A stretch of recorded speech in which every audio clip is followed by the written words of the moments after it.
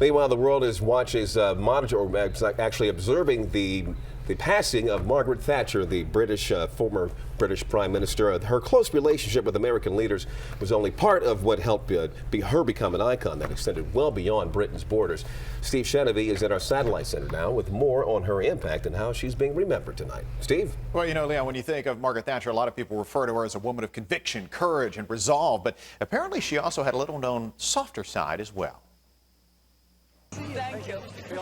Margaret Thatcher spent much of her political life solidifying a bond between Great Britain and the United States. President Obama saying today the world has lost one of the great champions of freedom and liberty. The flag was lowered at the British Embassy in Washington, while in London, British Prime Minister David Cameron said she didn't just lead our country, she saved our country. She was my boss and my mentor as well. Niall Gardner worked for Margaret Thatcher and now runs the Margaret Thatcher Center for Freedom at the Heritage Foundation on Capitol Hill. She was a figure who believed firmly in American leadership. She visited America on many, many occasions.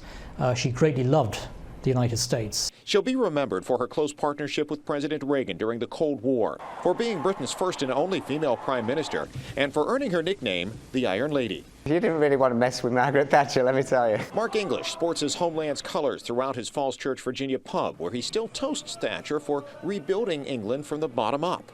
She did something about it, and something that was positive, you know? I mean, well, I just thought it was kind of a clever way of putting money into small businesses.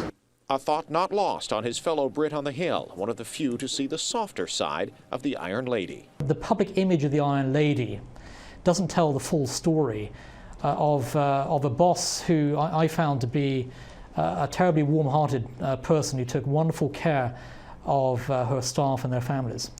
That said, her former employer also said she was unwavering in her political beliefs. She will receive a ceremonial funeral at London's St. Paul's Cathedral. It'll be similar to what Princess Diana had. Here in Washington, a book of condolences will be available for signing at the British Embassy, and that will be starting tomorrow morning. Allison, back to you.